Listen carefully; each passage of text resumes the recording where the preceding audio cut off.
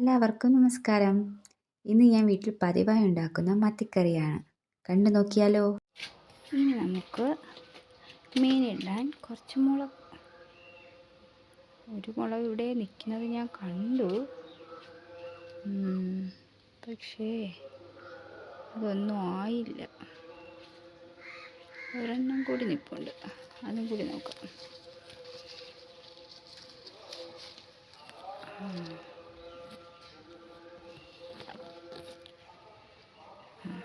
ഇത് വലിയ കുഴപ്പമില്ല, ചെറുതായിട്ടൊന്ന് ചീത്തതാണ്, അതെന്താണെന്ന് അറിയാമായിരുന്നു.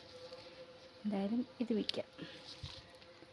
അപ്പോൾ മീൻകറിക്കിടാൻ ഒരു മുളകായി. ഇനി കറിവേപ്പില നമ്മൾ മേടിക്കാറാണ് പതിവ്. ഇത് ചെറുതായതുകൊണ്ട് എടുക്കാറില്ല. അപ്പോഴത്തേക്ക് നമ്മളെടുത്തു. അപ്പോൾ മത്തിക്ക് നമ്മൾ പച്ചക്കുരുമുളക് ഇട്ടാൽ നല്ലതാണ്. പച്ചക്കുരുമുളക് മുകളിലാണ് നിൽക്കുന്നത് കേട്ടോ. മുകളിൽ പിക്കാൻ കുറച്ച് ബുദ്ധിമുട്ടാണ്. താഴെ എവിടെയെങ്കിലും ഉണ്ടെങ്കിൽ നമുക്കൊന്ന് നോക്കാം. കിട്ടി.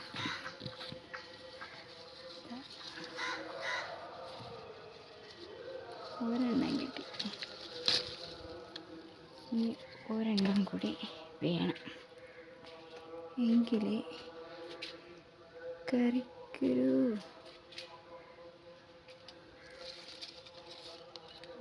പച്ച, അതും പച്ച, എല്ലാം പച്ചയുള്ളൂ. ഇതൊക്കെ അമ്മ പിച്ചതുകൊണ്ടാണ്. അല്ല, എനിക്ക് ഒരെണ്ണം ഉണ്ട്, പക്ഷേ എൻ്റെ ഹൈറ്റിന് എത്തുമെന്ന് ചോദിച്ചാൽ എത്തില്ല.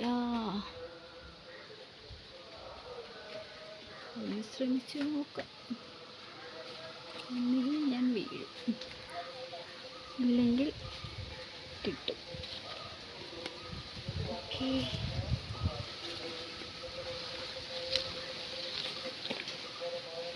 ചാടിപ്പിക്കേണ്ടി വരും.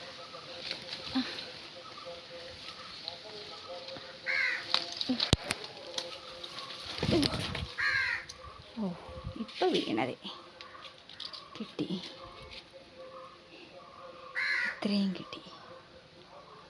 പക്ഷെ ഒന്നുകൂടി വേണമായിരുന്നു. കിട്ടുമെന്ന് നോക്കാം.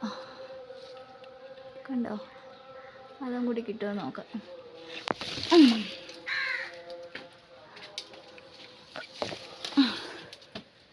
ഓക്കെ, ഇത്രയും കിട്ടി കുരുമുളക്. വേറെ എവിടെയും ഇല്ല. ഇത് കുറ്റിക്കുരുമുളകാണ്, അത് പൂക്കുന്നതേ ഉള്ളൂ.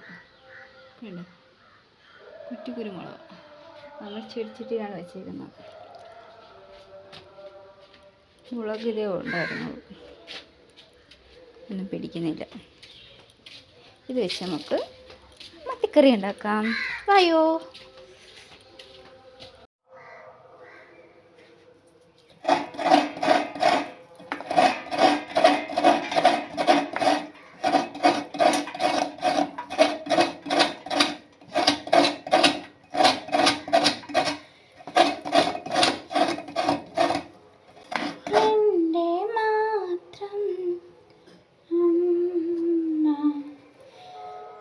മീൻകറിക്ക് ആവശ്യമായ മുളക് പൊടി ഇടണം.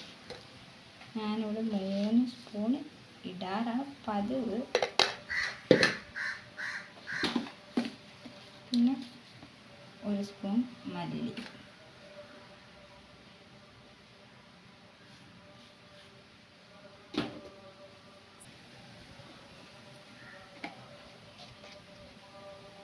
പിന്നെ മഞ്ഞൾപ്പൊടി,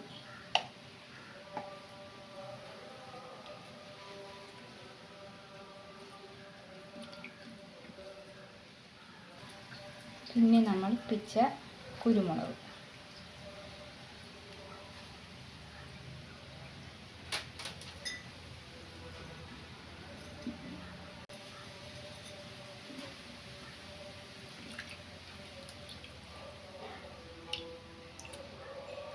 ലേശം പുളി,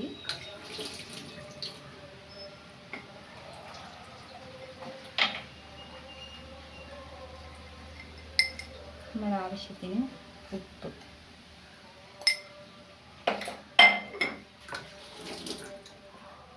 പിന്നെ മത്തിക്ക് തേങ്ങ വലുതായിട്ട് അരയ്ക്കണ്ട, ലേശം മതി.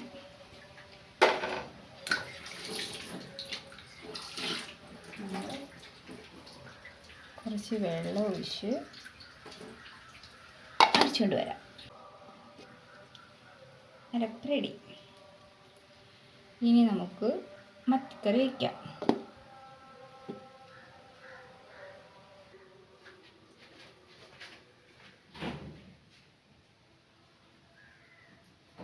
മത്തിയിൽ നമുക്കൊരു തക്കാളി പിഴിഞ്ഞിടാം.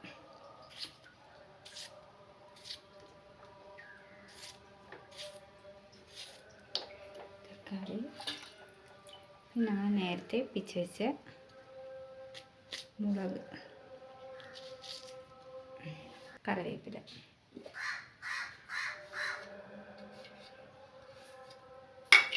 അതിനുശേഷം നമ്മൾ അരച്ച് വെച്ച അരപ്പ്,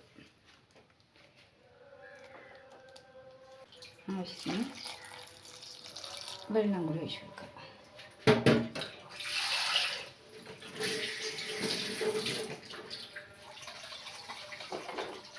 അതുപോലെ എല്ലാം കൂടി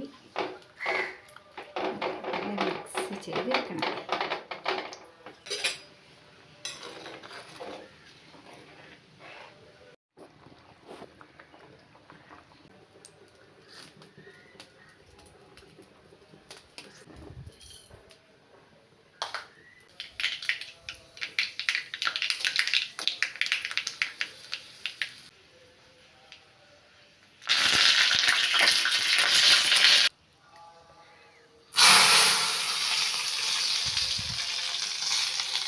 ഇന്ന് മത്തിക്കറി നിങ്ങൾക്ക് ഇഷ്ടപ്പെട്ടെന്ന് കരുതുന്നു.